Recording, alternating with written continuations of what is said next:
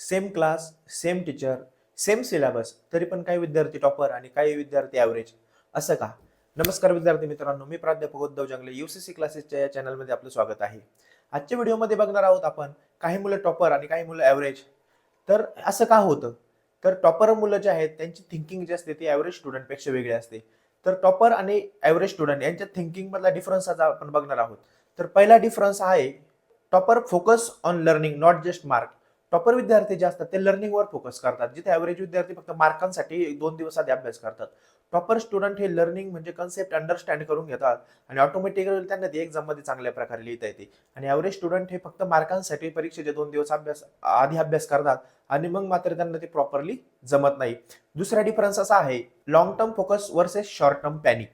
म्हणजे काय?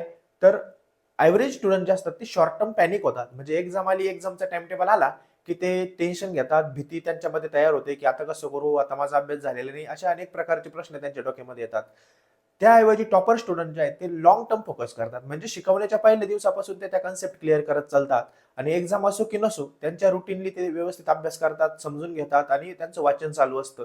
तिसरा डिफरन्स असा आहे, active approach versus passive reading.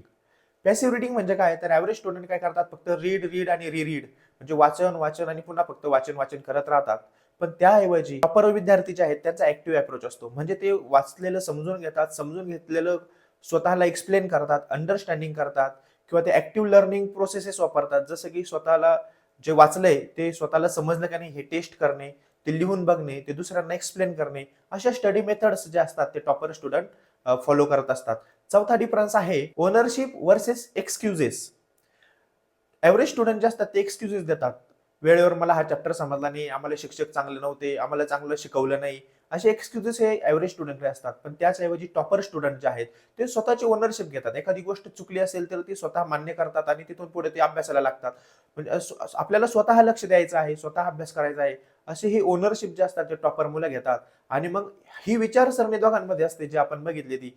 म्हणून तुम्हालाही जर टॉपर बनायचं असेल तर फक्त पुस्तक नाही, तुम्हाला आधी तुमचे विचार बदलावे लागेल आणि तुम्ही ऑटोमॅटिकली टॉपर बनणार. अशाच अनेक व्हिडिओसाठी आपल्या चॅनलला फॉलो करा, सबस्क्राईब करा आणि विद्यार्थ्यांपर्यंत शेअर करायला विसरू नका. थँक्यू.